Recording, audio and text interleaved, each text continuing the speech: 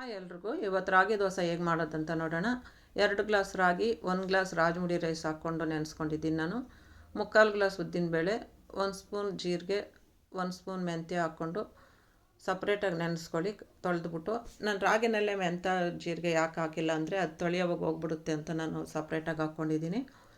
ಇವಾಗ 3 ಅವರ್ಸ್ ಆಗಿದೆ. ಒಂದು ಮಿಕ್ಸರ್ ಜಾರ್ಗೆ ಹಾಕ್ಕೊಂಡು ಗ್ರೈಂಡ್ ಮಾಡ್ಕೊಳ್ಳೋಣ. ನೈಸಾಗಿ ಗ್ರೈಂಡ್ ಮಾಡ್ಕೊಳ್ಳಿ. ಒಂದು ಬಾಕ್ಸ್ಗೆ ಹಾಕ್ಕೊಂಬಿಡಿ. ಅದೇ ಮಿಕ್ಸರ್ ಜಾರಲ್ಲೇ ಉದ್ದಿನಬೇಳೆನೂ ಮೆಂತ್ಯ ಕೂಡ ಹಾಕ್ಕೊಂಡು ಗ್ರೈಂಡ್ ಮಾಡ್ಕೊಳ್ಳೋಣ.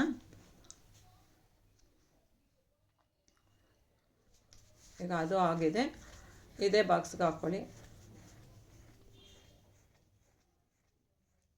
ಹಾಕ್ಬಿಟ್ಟು ಕೈಯಲ್ಲೇ ಎಲ್ಲ ಮಿಕ್ಸ್ ಮಾಡಿಬಿಟ್ಟು ಒಂದು ನೈಟ್ ಫುಲ್ಲು ಪರ್ಮೆಂಟಿಗೆ ಬಿಟ್ಬಿಡೋಣ. ಈಗ ಬೆಳಗ್ಗೆ ನೋಡೋಣ ಏನಾಗಿದೆ ಅಂತ. ನಾನು ಉಕ್ಕೋಗ್ಬಿಡುತ್ತೆ ಅಂತ ನಾನು ಪ್ಲೇಟ್ ಕೆಳಗಡೆ ಇಟ್ಟಿದ್ದೀನಿ. ನೋಡಿ ಎಷ್ಟು ಚೆನ್ನಾಗಿ ಪರ್ಮೆಂಟ್ ಆಗಿದೆ ಅಂತ.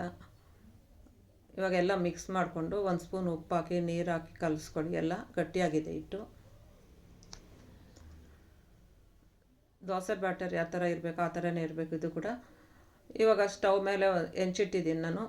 ಒಂದು ಸ್ವಲ್ಪ ಎಣ್ಣೆ ಸ್ಪ್ರೇ ಮಾಡಿಕೊಂಡು ಈ ದೋಸೆ ಹಿಟ್ಟನ್ನ ಹಾಕಿ ಒಂದು ದೋಸೆ ಮೇಲೆ ಒಂದು ಸ್ವಲ್ಪ ಎಣ್ಣೆ ಸ್ಪ್ರೇ ಮಾಡಿಕೊಂಡು 2 ಕಡೆ ತಿರುವಾಕಿದ್ರೆ ರಾಗಿ ದೋಸೆ ರೆಡಿ. ನೀವು ಟ್ರೈ ಮಾಡಿ ನೋಡಿ ಹೇಗಿದೆ ಅಂತ ನನಗೆ ಕಮೆಂಟ್ ಮಾಡಿ. ತುಂಬ ಹೆಲ್ದಿ ದೋಸೆ.